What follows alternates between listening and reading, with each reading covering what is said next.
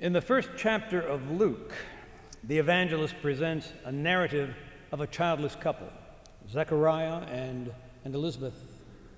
Like Sarah in the book of Genesis and Hannah, mother of Samuel, Elizabeth is shamed for her barrenness.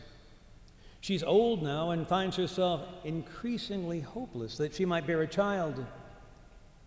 But as her husband Zechariah, a righteous priest, is offering incense in the holy place of the temple and the tabernacle, a messenger of the Lord named Gabriel greets him with this announcement. He says, "Your prayer has been answered. Your prayer has been answered, and your wife will give birth to a son, and you will name him John. He will become a great prophet like Elijah." And 6 months after, Elizabeth becomes pregnant. And then the same messenger visits a young girl named Mary. Listen now for the word of God as it's read by Lizzie Medden.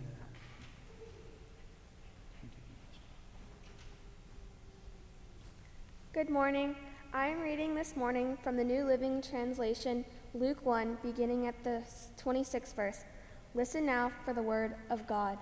In the 6th month of Elizabeth's pregnancy, God sent the angel Gabriel to Nazareth in Galilee, to a virgin named Mary. She was engaged to be married to a man named Joseph, a descendant of King David. Gabriel appeared to her and said, "Greetings, favored woman, the Lord is with you." Confused and disturbed, Mary tried to think what the angel could mean. "Don't be afraid, Mary," the angel told her, "for you have found favor with God. You will conceive and give birth to a son, and you will name him Jesus. He will be very great and will be called the Son of the Most High. The Lord God will give him the throne of his ancestor David, and he will reign over Israel. Forever his kingdom will never end." Mary asked the angel, "But how can this happen? I'm a virgin." The angel replied, "The Holy Spirit will come upon you, and the power of the Most High will overshadow you. So the baby to be born will be holy, and he will be called the Son of God. What's more, your relative Elizabeth has become pregnant in her old age. People used to say she was a barren, but she has conceived a son and is now in her 6th month, for the word of God will never fail." Mary responded, "I am the Lord's servant. May everything you have ever said about me come true." And then the angel left her. This is the word of God. Thanks be to God. Thank you, Luke.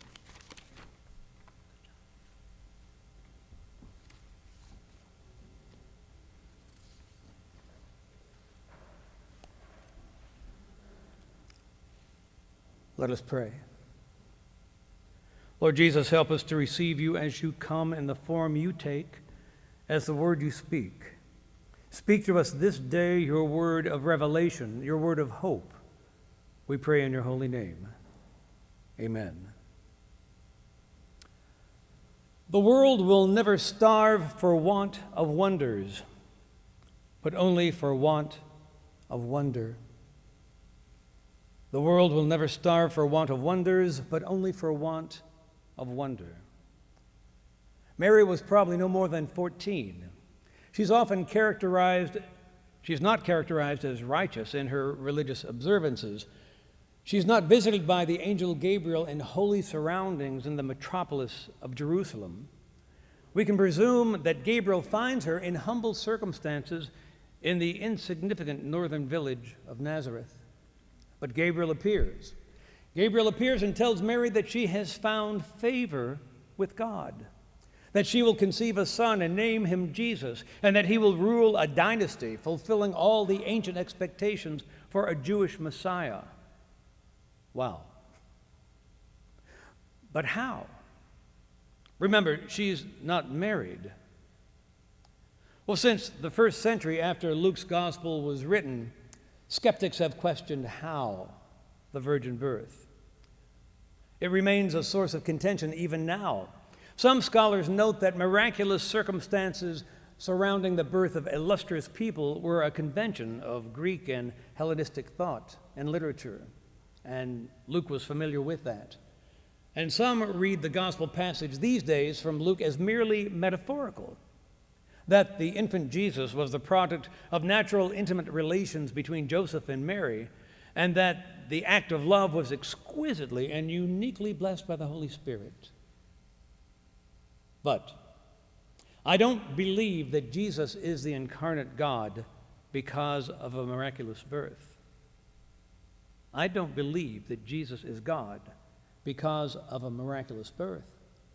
I believe that anything is possible because Jesus is God. So here we have Mary, whom the gospel writer relates was perplexed. Makes sense. Gabriel's foretelling a miracle. In Luke's poetic phrasing, the messenger says, "The Holy Spirit will come upon you, and the power of the Most High will hover over you. Therefore, the child to be born is to be called Holy, the Son of God." And in case she doubted the veracity of what he was saying, he offers as proof Elizabeth, Mary's kinswoman in Jerusalem, who is pregnant in her old age. For nothing is impossible with God. Well, Mary is presented with a choice. I really believe that Mary is presented with a choice. Either she screams and runs out of the room, or she considers it. She ponders. So, would you want to be Mary? I mean, before it was known that she carried the incarnate God, before she was recognized by the Greek Orthodox Church as Theotokos, Mother of God, you might want to be Mary if you were waiting to be in the Christmas pageant, standing next to a fidgeting young Joseph holding a baby doll Jesus. But did Mary want to be Mary? You know, I think this is a key question from the text from Luke. Now, it's easy for us to focus on verse 29 and say that probably she did not. Don't forget that after the visit from Gabriel, Mary was, depending on your translation, very much perplexed. She was greatly troubled. She was thoroughly shaken, or confused and disturbed. But Mary's story doesn't end at verse 29. Oh, yes, she wonders, and she asks a question or two, but eventually she claims. She claims ownership, fiercely claims this calling as her own, and she goes on to sing a song of praise of such power and such poetry that it resonates today. In what's known as the Magnificat, she says, "My soul magnifies the Lord, and my spirit rejoices in God my Savior. For God has looked with favor on the lowliness of the Almighty servant." And she says, "Surely from now on all generations will call me blessed, for the Mighty One has done great things for me. And holy is God's name." And then she goes on to say that God has scattered the proud and brought down the powerful and lifted up the lowly. And don't we all pray, may it be so? You know, there is a danger of the season, not that we completely miss the sacred in the secular, but that somehow we are indifferent to the moment. We don't savor, we don't celebrate the wonder of God coming into our world. We don't acknowledge, we don't savor, we don't celebrate the wonder and yet the reality of God coming into our world. God entered our humanity for our redemption, out of love, certainly, but also, I believe, because it's what was required to shake us out of our lethargy, shake us out of our arrogance, shake us out of our reckless sin. You see, the Sunday's gospel is a story about a disrupting, about a shocking intrusion into a young woman's life. She'll bear a child out of wedlock, for which, by the way, she could be stoned. She's told that his name shall be this. No choice of hers, his name shall be Jesus. And what does Mary say? Mary says, "I'm in." Imagine, I'm in.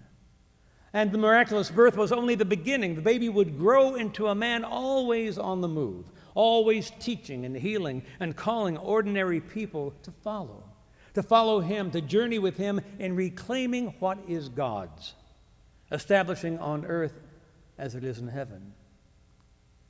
And men and women, if we are to be partners with the incarnate God, the first thing we must do is to be attentive, to be receptive, to be willing to believe and embrace the message that the angels have sung.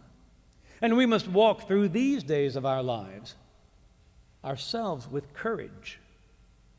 And as you heard last week, we must testify to that which is true. So many need their courage strengthened. So many these days need consolation, a gentle hand, and an illuminating, uplifting word. And on this last Sunday of Advent, I think we need this reminder. At least I know that I do, that God is with us. What a difference a pronoun makes. God is with us. One of my favorite authors, Karen Lewis, makes this point. She says, God with us corrects. God is for me. God with us corrects. God is for us. God with us. Remember, it helps us remember that when we turn away from others, we turn away not only from those who need us, but from those whom we need. We turn away from accountability and responsibility, and from our purpose, wherein is our joy. God with us. We are called to make clear the way of the Lord, to be the handservants of God in restoring God's peace and joy to the world. Now, to eyes that cannot see, it may still feel that the final dice are being cast down, and the final word on this day and these times is cold and callous and calculating and contentious. But men and women, we have the chance to be the conduits of God's grace, God's providence, God's peace, and God's love. We get to be the messengers, the angels, the messengers of promise and hope and safety, and the heralds of freedom from want. So may we have awakened hearts with the wisdom to hear the words. May we wait with patience and readiness for the moment when it pleases our God to appear in our midst. A few years ago, there was a musical called Dirty Rotten Scoundrels, and a guy named David Yazbek composed a lovely waltz of a ballad with these lyrics. He said, "Look at the way the moon behaves. Look at the way she paints a silver ribbon on the waves. One thing I've learned, and I'll share it with you. Nothing is too wonderful to be true. Nothing is too wonderful to be true." So may we have forbearance. May we have courage. May we be kind. May we live in hope. For nothing is impossible with God. Amen.